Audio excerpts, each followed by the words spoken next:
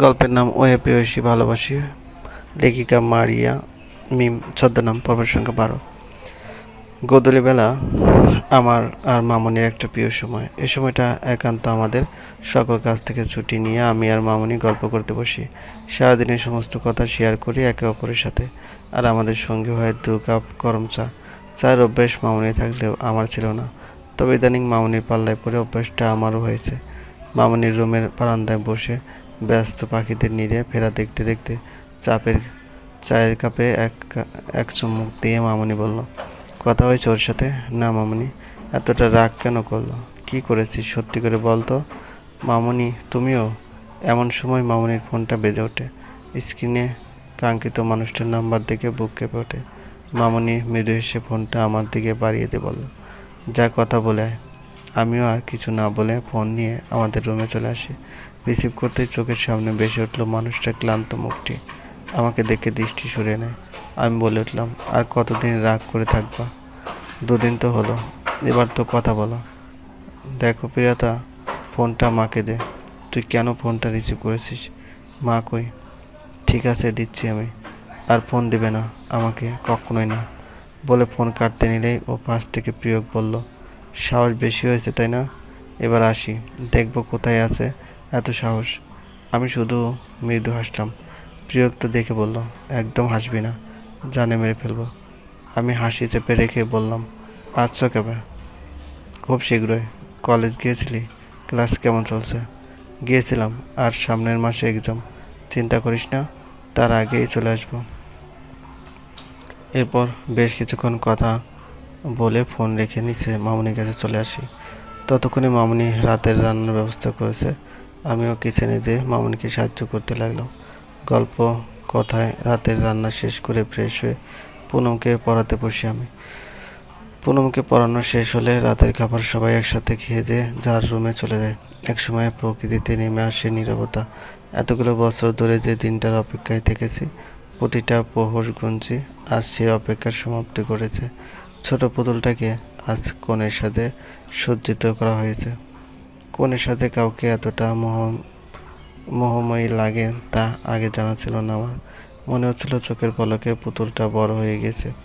কাজল কালো আঁখিতে যেন ভর করছে রাজ্যের সব মায়া। এই মায়ার সাগরের অতল গহ্বরে প্রতিনিয়ত নিমজ্জিত হচ্ছে আমি। এতটা মায়া কি আসলে থাকতে আছে কারো? না, নেই। তবে তা আমার প্রেয়সীর কাছে। পুরোটাই মায়ায় জড়ানো আমার প্রেয়সী, যাকে ভালোবেসে মরতেও রাজি আমি। তার মিষ্টি কণ্ঠে যখন 3 অক্ষরে একটি শব্দ পরপর 3 বার উচ্চারিত হলো, তখন মনে হচ্ছিল আমার ভালোবাসা সার্থক। আমার প্রেয়সী শুধুই আমার। ছোট পুতুলটা সারা জীবন আমার বুকের মাঝে নিজেকে লুকিয়ে রাখবে, আর আমি তাকে আগলে রাখবো সারা জীবন। তার মায়া ভরা আঁখিতে পেতে দেব না কোনো কষ্টের ছোঁয়া। পৃথিবীর সমস্ত সুখ তাকে এনে দিতে না পারলেও তার ভাগ্যের সবটুকু সুখ তাকে দেব। আমি আর কিছু চাই না, শুধু আমার প্রেয়সীকে বলতে চাই, ওহে প্রেয়সী ভালোবাসি। একবার নয়, বারবার, হাজারবার। গভীর রাত, প্রতিটা মানুষ ঘুমের রাজ্যে পাড়ি জমালেও কিছু রাত জাগা পাখির মতো জেগে আছি আমিও। আর আমার সঙ্গী প্রিয়কের ডায়েরি। ডায়েরির প্রতিটা পাতায় রয়েছে আমার প্রতি তার সমস্ত অনুভূতি। এই ডায়েরি পড়েই জেনেছিলাম প্রিয়কের সেদিনের বলা কথাগুলো মিথ্যা। আমার বিয়ে ভাঙার যে কারণ প্রিয়ক আমাকে এবং বাকিদের বলেছিল তা ছিল অসম্পূর্ণ। কিছুটা সত্য থাকলেও বেশিরভাগটাই ছিল মিথ্যা। এই ডায়েরিরই একটা পাতায় খুব সুন্দর করে লেখা ছিল 2 বছর আগের সেই রাতের কথা। জানিস প্রজাপতি, আজ একটা মজার ব্যাপার হয়েছে। তোকে সবসময় যে পুতুলটার গল্প বলি, সেই পুতুলটার নাকি বিয়ে ঠিক করা হয়েছে। অথচ আমি জানিই না। এটা ভাবিস না আমার সাথে হয়েছে, অন্য কারোর সাথে হয়েছে। যে পুতুলটাকে ছোট থেকে ভালোবেসে আসলাম, সেই পুতুলটা নাকি অন্য কারো বুকের মাঝে নিজের লজ্জা লুকাবে। ভাবতে পারছিস? যাকে নিয়ে হাজারো স্বপ্ন সাজিয়েছি আমি, সে আমার স্বপ্ন ভেঙে অন্য কারো স্বপ্নচারিণী হবে। বুঝতে পারলাম না কবে পুতুলটা এত বড় হয়ে গেল যে তাকে আমার কাছ থেকে অন্যত্র পাঠিয়ে দেওয়া হচ্ছে। আমার ভালোবাসার মানুষটার উপর আমার আর কোনো অধিকার থাকবে না, তার উপর নাকি অন্য কারো অধিকার থাকবে। এই প্রজাপতি, এমনটা হলে আমি বাঁচবো কী করে বলতে পারিস? ওকে ছাড়া নিঃশ্বাস নেব কী করে? আমার তো এখনই এসব ভাবতেই দম বন্ধ হয়ে আছে। কী করে সইব ওকে অন্য কারোর সাথে? বল না রে প্রজাপতি, তুই কেন কথা বলতে পারিস না? হ্যাঁ, তাহলে ওকে বলতে পারতিস, জানিস পাগলিটা কখনোই নিজের বাবা মায়ের অবাধ্য হয় না। আচ্ছা, যদি পাগলিটা জানে যে তার প্রিয় ভাইয়া তাকে কতটা ভালোবাসে, কতটা পাগল তার জন্য, তাহলে কি সে তার বাবা মায়ের অবাধ্য হবে? আমি না আর কিছু ভাবতে পারছি না। আচ্ছা, যদি পাগলিটা অন্য কারোরই হবে, তাহলে আমার মনে এতটা জায়গা কেন দখল করে নিল? কেন? নিজের অজান্তেই চোখের কোণে এসে ভিড় করে কিছু নোনা পানি, কয়েক ফোঁটা চোখের কোণ বেয়ে ঝরে পড়ে। এটা ওই দিন লেখা যেদিন প্রিয়ক আমার বিয়ের কথা জেনেছিল। ঠিক কতটা ভালোবাসতো আমাকে তা হয়তো সে নিজেও জানতো না। কতটা কষ্ট পেয়েছিল তা একমাত্র সে আর সৃষ্টিকর্তা ব্যতীত অন্য কেউ হয়তো জানতে পারেনি। কিন্তু এখন বুঝতে পারি তার ভালোবাসার গভীরতা। তবে তাকে হারিয়ে নয়, বরং পেয়ে বুঝেছি, না, সেদিন আমাদের বিয়ে ভাঙেনি, ভাঙতে দেয়নি প্রিয়ক। তবে সেদিনের পর থেকে দুবারের সম্পর্ক ফাটল ধরেছে। বাবা মায়ের সাথে খুব কম কথা হয় আমার। বাবার প্রতি অভিমানের পাহাড় জন্ম নিয়েছে মনের মাঝে। বাবা নামক ব্যক্তিটার কাছে কখনোই প্রিয় ছিলাম না আমি। বাবা সবসময় চাইতেন তার একটা ছেলে হোক, কিন্তু জন্ম নিলাম আমি।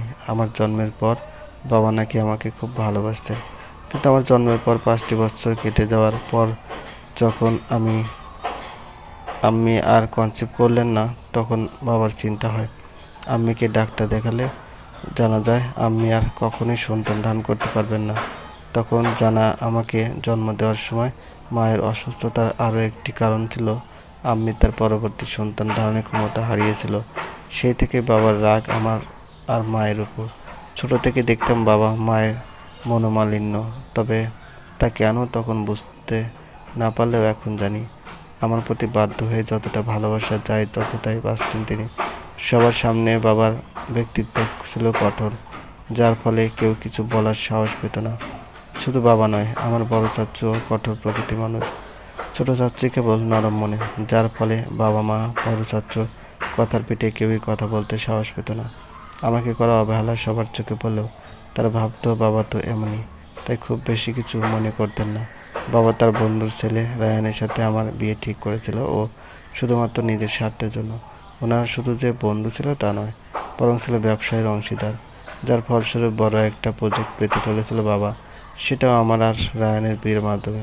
তাই তো সব কিছু ঠিক করার পর বাবা বাসায় জানায়, আম্মিকে কিছু বলার সুযোগ পর্যন্ত দেননি। আর পরিবারের বাকিরাও বাবার উপর কথা বলেন না, তাই তারাও মত দিয়ে দেয়। পরীক্ষা শেষ হওয়ার 1 সপ্তাহ পরেই রায়ানের সাথে আমার বিয়ে হওয়ার কথা ছিল, কিন্তু প্রিয়কের কারণে তা হয়নি। ওই মিথ্যে বদনামে তারা ভেঙে দেয় তাদের ছেলের সাথে আমার বিয়ে। তারা কোনো দর্শিতা মেয়েকে নিজের বাড়ির বউ করতে রাজি না। ফলে বাবার কাছ থেকে প্রজেক্টটা হাতছাড়া হয়ে যায়। বাবার সাথে সমস্ত সম্পর্ক শেষ করে দেয় তারা, যার ফলস্বরূপ বিশাল বড় ক্ষতি হয় আমাদের ব্যবসায়, যার জন্য বাবার রাগ আমার উপর আরও বেড়ে যায়। তাই তো সেদিন বাবা আমার গায়ে হাত পর্যন্ত উঠিয়েছিল আমার জন্য। সব হারানোর আমার একটি কথাও সেদিন তার কাছে বিশ্বাসযোগ্য ছিল না। আর যখন জানতে পারলো এত কিছু হয়েছিল প্রিয়কের জন্য, তখন আমার উপর জমানো সমস্ত রাগ গিয়ে পড়লো প্রিয়কের উপর। তাই সেদিন সবটা জানার পর পুরনো সমস্ত ক্ষতির কারণ প্রিয়ক কী করে তা থেকেই আমাদের ডিভোর্স। মা এক্ষেত্রে বাধা দিলে অত্যন্ত কঠোর কণ্ঠে বাবা আম্মিকে বলেছিল, হয় ওদের ডিভোর্স হবে এবং তোমার মেয়ে তোমার কোলে থাকবে, নয়তো তোমাকে আমি তালাক দেবো আর তোমার মেয়েকে মেরে ফেলবো। আর তুমি খুব ভালো করেই জানো আমি যা বলি তাই করি। তোমার ওই মেয়েকে মারতে আমার হাত একটুও কাঁপবে না, তাই যে কোনো একটা বেছে নাও। আর এটা সত্যি, বাবার আমাকে মারতে খুব বেশি কষ্ট হতো না। খুব বেশি কেন, হয়তো একটু কষ্ট হতো না, কারণ শুনেছিলাম আমার জন্মের আগে আম্মি আরও একবার কনসিভ করেছিল। কিন্তু আল্ট্রাসোনোগ্রাফিতে যখন জানতে পারে সেটা মেয়ে ছিল, তখন বাবা আম্মিকে জোর করে হাসপাতালে নিয়ে গিয়ে অ্যাবর্শন করিয়ে এনেছিলেন। তাছাড়া বাবার নির্মমতার শিকার আরও একজন হয়েছিল, সে হলো আমার ছোট ফুপি। তাকে দেখিনি আমি। এ বাড়িতে আসার পর মামনির কাছে শুনেছিলাম ছোট ফুপি আমাদের এলাকার একটি ছেলেকে ভালোবাসতো, কিন্তু আমার দাদা ছোট ফুপির বিয়ে অন্যত্র ঠিক করে। তাতে ছোট ফুপি রাজি হয় না এবং সবাইকে তার পছন্দের কথা জানায়। রাগে ফেটে পড়ে আমার দাদা, বড় চাচ্চু আর বাবা। নিজের সম্মান রক্ষা করতে ফুপিকে মেরে ফেলে। খুবই নির্মম মৃত্যু হয়েছিল ফুপির, অথচ সবাই জানে ফুপি দুর্ঘটনায় মারা গিয়েছে। সেটা বাড়ির বড়রা জানলেও জানা ছিল না আমাদের। তাই আম্মির ভয় ছিল সত্যি যদি আমাকে মেরে ফেলে। সেজন্য বাধা হয়েই আম্মি আমাকে দিয়ে ডিভোর্সের কথা বলায়, নিজের সংসার বাঁচাতে নয় বরং আমাকে বাঁচিয়ে রাখতে। মায়ের কঠিন রূপ ছিল আমার প্রতি। চলবে, গল্পটি ভালো লাগলে অবশ্যই লাইক করবেন, কমেন্ট করে জানিয়ে দেবেন। চ্যানেলে যদি নতুন হয়ে থাকেন অবশ্যই সাবস্ক্রাইব করুন, পাশে থাকা বেল আইকনটি প্রেস করে রাখবেন যাতে নতুন নতুন ভিডিও আপলোড করার সাথে সাথে আপনার নোটিফিকেশনে চলে যায়। অলরেডি যারা সাবস্ক্রাইব করে রেখেছেন তাদেরকে অসংখ্য ধন্যবাদ।